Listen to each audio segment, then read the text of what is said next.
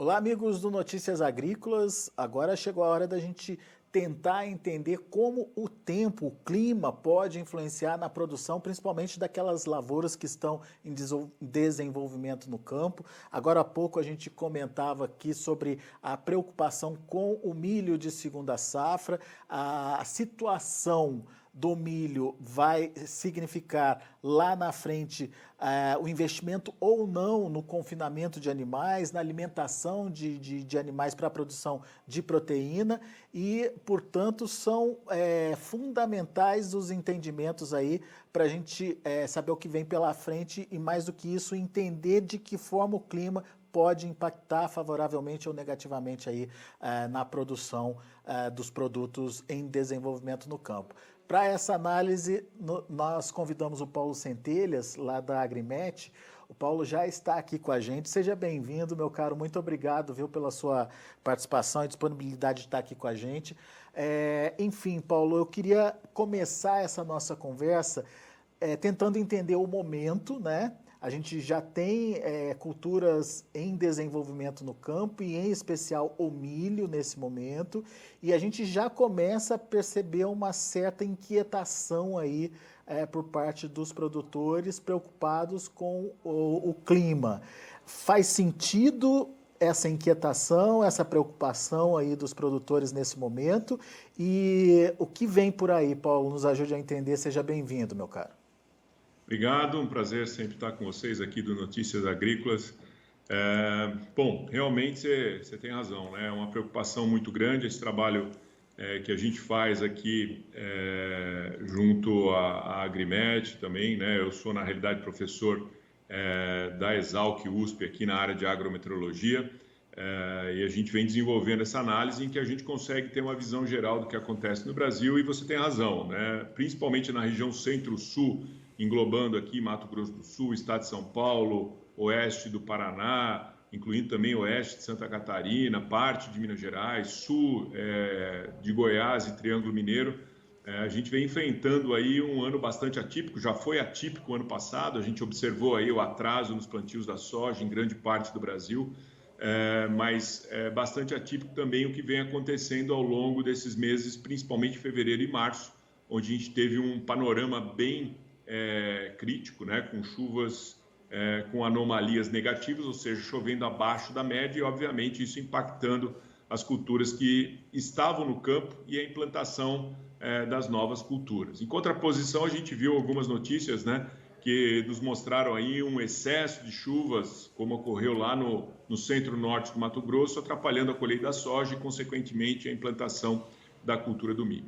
Mas nesse momento, pegando essas regiões, como a gente pode ver agora, dando uma analisada no mapa aqui do balanço hídrico para o Brasil, do sistema Agrimax, a gente vê aqui claramente, né, pegando principalmente o centro-oeste, o sudeste, a gente vê nesse mapa o armazenamento relativo de água no solo, o que expressa o quanto efetivamente tem de água no solo em relação ao máximo que o solo poderia reter.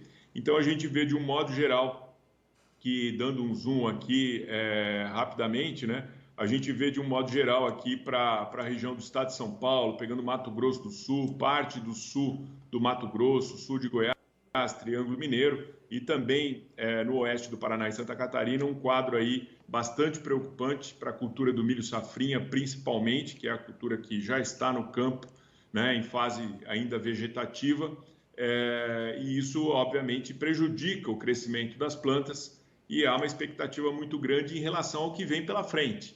Então, veja que a gente já teve uma passagem de uma frente, tem um sinal de chuva, a gente deve ter mais chuvas ao longo do mês de abril, porém, a gente tem que sempre pensar não só na chuva, mas tem que pensar no balanço hídrico, né? Pensar no quanto vai sair de água do solo e não só o quanto vai entrar. Então, se a saída continuar sendo maior do que as entradas, isso leva a uma diminuição da disponibilidade de água no solo, que, consequentemente, promove um processo que a gente chama de déficit hídrico, e esse sim prejudicando aí o crescimento das plantas, que lá no final vai prejudicar a produtividade. Ô, Paulo, Então, a expectativa é essa. Só para facilitar o entendimento, a partir de que ponto a gente pode considerar um volume de reserva no solo crítico?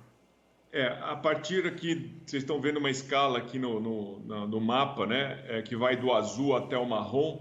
Então, essas 3 primeiras classes, de baixo para cima, azul, verde e amarelo, são condições que permitem um bom desenvolvimento das culturas, e a partir do laranja aqui, que seria cerca de 40% de água no solo para baixo, né, já começa a prejudicar drasticamente o desenvolvimento das plantas.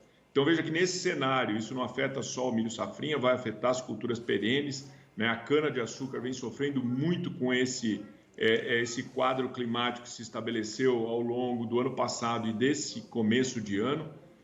Então veja que, lógico, nós estamos vendo uma fotografia, não estamos vendo um filme, então é o que está acontecendo no dia de ontem, mas isso de certa forma reflete, né? Se a gente buscar aqui, eu tenho um exemplo aqui para a região norte do estado de São Paulo, né? A região de Barrinha, onde a gente vê o que aconteceu com a seca em vermelho, aí acompanhando ao longo da série histórica, né? Desde 2003 até 2021, como é que está a disponibilidade de água no solo ao longo dos meses. Então a gente vê aqui que a seca realmente perdurou, né? Já diminuindo o armazenamento desde março, abril, perdurando até cerca de novembro. Aí voltou a chover bem, porém já volta a secar, e essa é uma preocupação muito grande. Estamos vendo isso aqui para a região de Barrinha, mas a gente poderia olhar para qualquer outra região aqui do Brasil ao clicar no mapa. Então vamos supor que o pessoal esteja ali na região de Dourados, né?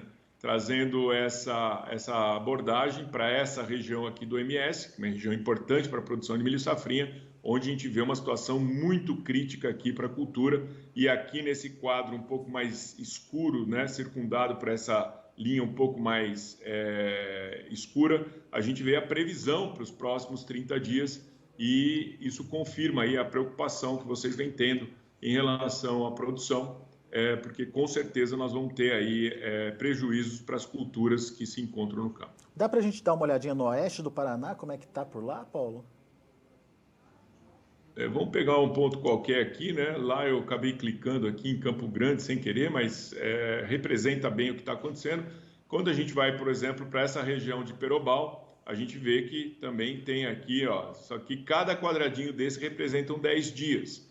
Então a gente vê aí um período de pelo menos, a partir de agora, pelo menos mais 20 dias nessa condição bastante crítica, até que as chuvas voltem ao final de abril, né? Bom, então, lógico. E dependendo da fase da planta, a falta de chuva vai ter um impacto significativo aí na produtividade, não? Exatamente. Bom, na região sul, obviamente o que está acontecendo agora é uma preocupação, mas na região sul a gente sabe que, como a gente vê aqui nos anos anteriores, né, normalmente o inverno é mais chuvoso. Como você tem chuva no inverno e com as temperaturas mais baixas, a evapotranspiração é menor, isso acaba resultando numa condição de balanço hídrico mais favorável. Então, pode ser que mais para frente, ao longo do ciclo aqui do milho, entrando na fase reprodutiva, a situação melhore e os prejuízos não sejam tão grandes assim, tá? Agora, quando a gente vai, por exemplo, para a região sul aqui do Mato Grosso, né, pegando aqui uma região qualquer, próxima aqui à região de Tiquira, né, estamos aqui no Pontal do Araguaia, a gente vê que o padrão ali é muito mais clássico de chuva, né? Ou seja, quando a gente tem verão, iniciam as chuvas ali a partir de novembro e vai com as chuvas até mais ou menos meados de abril, maio. Veja que esse ano o panorama é bastante diferente. A gente já tem a seca se estabelecendo bem mais cedo, não houve aquela recuperação toda da disponibilidade de água no solo e com certeza isso foi favorável para a colheita da soja nesse momento aqui, porém já prejudicando a cultura do milho safrinha. E aí a gente pode transitar por várias regiões, pegando, por exemplo, a região mais ao sul aqui de Goiás, uma situação muito provavelmente semelhante, né, onde a gente vai carregar o balanço hídrico e você vê realmente que as chuvas vêm sofrendo nesse último ano um quadro bastante atípico que mostra aí que a gente com certeza deve ter problemas para a cultura do milho safrinha, mas afetando também as pastagens, os canaviais e todas as outras culturas que se encontram em desenvolvimento nesse momento. Quer dizer, você inclusive está mostrando o que vem pela frente, né? E a situação pela frente não melhora, Paulo. Essa situação aqui que a gente mostra pela frente do balanço hídrico é resultante do que a gente tem aqui em termos de previsão do tempo. Então, se a gente vier e carregar o mapa de chuva, ele vai mostrar o que está acontecendo nas diversas regiões para esse ano, e é previsto de chuva pelo sistema do NOAA, que é o Global Forecast System. Então, veja que o prognóstico de chuva para os próximos 30 dias, que aqui no gráfico, vou até aumentar um pouquinho para ver se a gente consegue ver um pouco melhor aqui, né? Que a gente consegue ver no gráfico aqui, a gente tem aqui para os próximos 30 dias em vermelho um volume de chuva muito baixo. Lógico, previsão de tempo de longo período a gente sabe que é sempre complicada, né? O grau de incerteza é grande, mas de qualquer forma a gente vê que tem previsão de chuva, mas não chuvas muito volumosas e muito espaçadas, ou seja, esses períodos de falta de chuva, né? Com altas temperaturas, né, de 10 dias, 12 dias, isso já traz o estabelecimento do déficit hídrico e, consequentemente, aí, vai afetar, com certeza, as culturas. Bom, o que a gente pode entender, Paulo, do próximo trimestre, né? A gente está começando agora o mês de abril e a gente viu aí, né, que é um mês que já começou a despertar algum alerta no produtor. Mas e depois? E os demais meses, em termos de anomalia, em termos de previsão de chuva? O que vem por aí? Você está mostrando aí um mapa do Laninha, é isso? Do Ninho, isso. Na verdade, né? Exatamente. Primeiramente, nós estamos mostrando o mapa aqui, ele não é o último mapa atualizado, dia 29/3, mas é recente, onde a gente vê aqui a anomalia da temperatura da superfície do mar no Pacífico Equatorial. Isso influencia demais a circulação atmosférica e, consequentemente, o clima, as condições meteorológicas de diversas partes do Brasil. Mas, além disso, a gente tem um outro efeito, que é também a temperatura do Atlântico Sul, né, que a gente vê que está acima do normal. Então, é a combinação desses dois fenômenos que acaba por interferir no regime de chuvas do Brasil. Então, veja que, sob condição de laninha, normalmente no Rio Grande do Sul a gente teria um quadro de chuvas abaixo do normal. No entanto, em função desse aquecimento do Pacífico aqui, do Atlântico, a gente consegue ver aí que isso teve influência sobre as chuvas no Rio Grande do Sul, que não foram tão ruins assim como normalmente acontece nos anos de laninha. Mas o mais importante é o que vai acontecer para frente. Veja que até o momento, essas aqui são as anomalias trimestres a trimestre, né? Em que quando o valor está abaixo, menor ou igual a menos 0,5, é a condição de laninha, e para que o fenômeno seja caracterizado, nós temos que ter 5 trimestres móveis consecutivos na condição. Então, veja que aqui já atingimos, né, 7 trimestres móveis consecutivos com a condição de laninha, então confirmou o fenômeno. Veja que na safra anterior, a gente teve aqui 4 condições que seria classificado como El Niño, porém não teve a quinta. E então o ano fica classificado como neutro. Então, o que daqui para frente se espera? Então, os modelos climáticos e oceanográficos aí, eles mostram, né, o que vai acontecer com a anomalia da temperatura da superfície do mar lá no Atlântico, ou melhor, no Pacífico Equatorial. Então, a gente vê que a gente vem de uma situação de laninha e os modelos demonstram aqui a predominância de uma condição de neutralidade. Veja que alguns modelos ainda indicam a persistência da laninha, outros modelos mais para frente, né, começam a indicar uma condição de El Niño, porém a neutralidade deve persistir. E isso, a nível probabilístico, nos mostra que pelo menos do trimestre abril, maio e junho, que a gente já está dentro dele, até cerca de agosto, setembro, outubro, nós vamos ficar com uma predominância da condição de neutralidade. Mas para o final do ano, segundo semestre, próxima safra, muito difícil de estabelecer o que vai acontecer, porque o grau de incerteza ainda é grande. Mas, pelo menos por enquanto, a gente deve ficar nessa condição de neutralidade. Veja que isso se confirma pelo modelo europeu e também pelo modelo australiano, mas para nós, em grande parte do Brasil, o que isso, a questão de neutralidade, significa? Bom, significa uma incerteza muito grande do que pode acontecer em termos de eventos climáticos. A gente sabe que, principalmente no sul do país, os anos neutros não são muito bons de chuva. Para nós, na região mais central do país, a gente fica sempre numa zona de transição, então é incerto o que vai acontecer, enquanto lá para o Mapitoba, normalmente, anos de neutralidade são anos com chuvas mais próximos da normalidade. Mas aí a gente tem que olhar as previsões. E aqui a gente tem a previsão do INEMET, que nos mostra aí como é que vai ficar esse quadro de anomalia. Ou seja, a gente vê uma predominância olhando para esse mapa central que mostra anomalia de chuva, e aqui, nesse da direita, é a probabilidade de essa anomalia. Então veja que tem uma grande indicação aqui para o centro-sul do Brasil de chuvas abaixo do normal, com alta probabilidade de ocorrência, mais na região central, chuvas mais dentro da normalidade, um pouquinho acima, com exceção do estado de Goiás, mas Mato Grosso, principalmente, uma situação bem favorável. A probabilidade não é muito certa, mas indica esse quadro. Bom, se a gente evoluir mês a mês, qual que é a anomalia, a gente confirma basicamente o que está previsto aí do Centro-Sul ter aí, pelo menos o mês de abril, com chuvas ligeiramente abaixo do normal, isso persistindo, porém, numa intensidade menor de anomalia negativa para o mês de maio, e aí o mês de junho já grande parte do Brasil tendendo a uma condição mais dentro da normalidade, que a gente sabe que é falta de chuvas. Chuvas vão diminuindo gradativamente a partir de agora. E a gente tem várias outras fontes de previsão, eu não vou ficar me delongando muito aqui em cada uma delas, mas aqui está a previsão do CPTEC, a gente tem a previsão do IRI. Então veja que todas elas estão concordando o quê? Com o Centro-Sul, com o próximo trimestre, principalmente, que aqui no IRI é esse mapa aqui da extrema esquerda, com chuvas abaixo do normal. Quando a gente vem para o modelo europeu, a gente já não vê esse quadro, porém isso volta a persistir no modelo do NOAA, né? Como a gente vê aqui também na extrema esquerda, o mapa aqui da anomalia de chuva para o próximo trimestre, abril, maio e junho.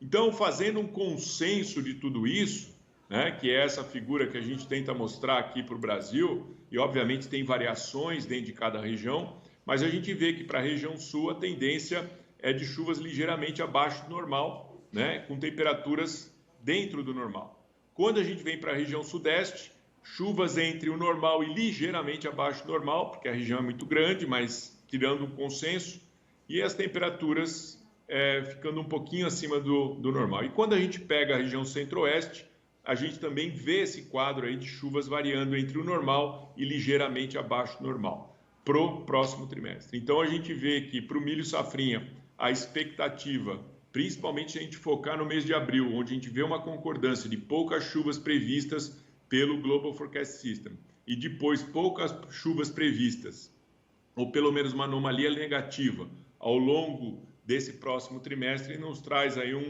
uma certa apreensão em termos de como vai ser daqui para frente para a cultura, principalmente do milho safrinha, que depende muito dessas chuvas para estabelecer aí bons níveis de produtividade. Lógico, a preocupação maior é no MS e no Paraná, e também sul de São Paulo, mas já para o Mato Grosso, né, Goiás, a gente sabe que essas regiões têm um regime de chuvas um pouco mais bem estabelecidos, mas como a gente já viu, há preocupação também de que essas chuvas não se estabeleçam e possam trazer prejuízo para a cultura do milho. Bom, o importante então é monitorar, Paulo, entender o que vai acontecer daqui para frente e até para compradores se posicionarem, para os vendedores entenderem aí o que eles vão ter disponíveis aí para oferecer, certo? Monitoramento vai ser muito importante daqui para frente. Exatamente. É isso que a gente proporciona aqui com o sistema que a gente tem, esse sistema que chama AgriMax, é esse monitoramento constante. Então, o modelo que a gente tem atualiza isso para 11.600 pontos em todo o Brasil diariamente e atualiza também diariamente a previsão para os próximos 30 dias. A gente usa aqui no sistema o Global Forecast System, que é uma previsão estendida aí, para os próximos 30 dias, mas sempre lembrando que previsão de tempo com maior confiabilidade até no máximo 7, 10 dias. Daí para frente o grau de incerteza sempre muito grande e a gente sempre recomenda, obviamente, estar monitorando, estar olhando previsão de curto prazo, estar olhando previsão de longo prazo, para que as decisões possam ser tomadas da melhor maneira possível e da forma, vamos dizer assim, mais segura possível, se bem que muitas vezes essas situações também são variáveis, né? A gente tem muitas previsões que mudam, né? Muitas coisas que estavam previstas que não acontecem, mas de qualquer forma o monitoramento diário ele sempre vai ser interessante, tanto do que está acontecendo efetivamente no campo, como o que vai acontecer daqui para frente. Bom, você destacou aí o milho safrinha, mas algum alerta, alguma outra cultura que você faz algum tipo de alerta? Bom, se a gente tiver realmente aí um sinal negativo de chuva, se bem que Rio Grande do Sul, né, principalmente no sul do país, a gente vê um quadro atual de disponibilidade de água no solo até que bastante razoável, né? Uhum. Se a gente bater o olho no mapa aqui, deixa eu dar uma centralizada nele na região sul, diminuir um pouquinho aqui para ele ficar próximo da realidade.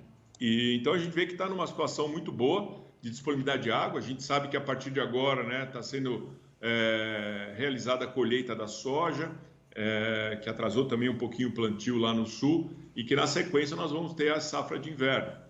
Então, vai ter que ter muita atenção aí, porque realmente, mesmo estando no período de inverno, com a demanda hídrica das culturas de inverno, especialmente o trigo, sendo um pouquinho menor, se faltar chuva, realmente isso aí acaba sendo um problema. E sempre lembrando que o déficit hídrico, principalmente na fase de enchimento de grãos, né, florescimento e enchimento de grãos, é a fase mais crítica das culturas anuais.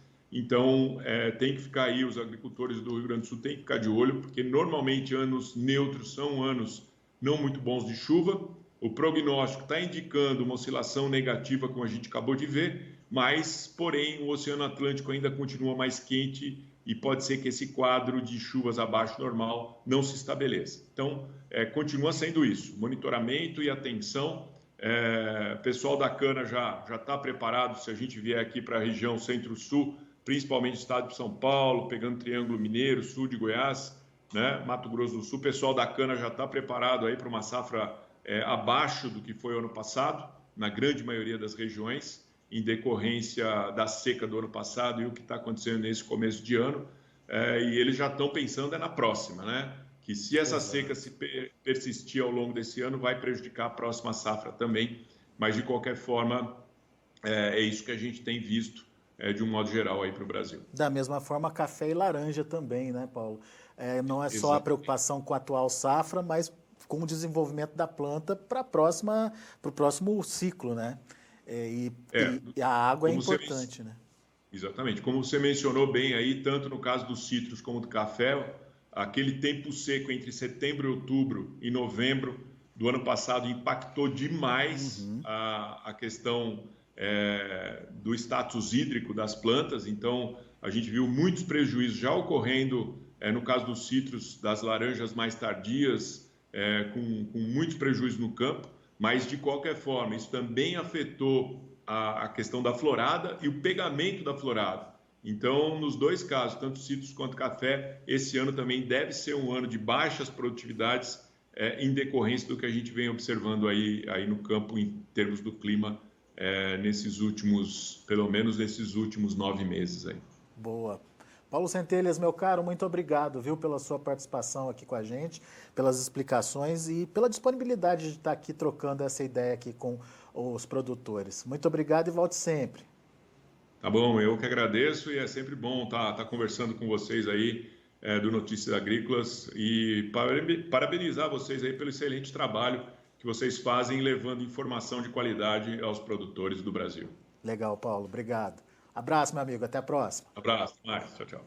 Tá aí, Paulo Centelhas aqui com a gente no Notícias Agrícolas, trazendo aí as perspectivas para a produção, alerta, portanto, aí para a condição da safrinha. A gente, obviamente, precisa entender o comportamento das chuvas daqui para frente, mas pelo que a gente viu, principalmente Paraná, o Mato Grosso do Sul, o sul de São Paulo, o oeste de São Paulo, enfim, a gente tem uma condição já crítica e precisa ser monitorada aí com atenção e mais de perto. Vamos ver o que vai vir daqui para frente. A gente vai ficando por aqui, agradeço muito a sua atenção e a sua audiência. Daqui a pouco tem outras informações e mais destaques para você aqui no Notícias Agrícolas. Continue com a gente.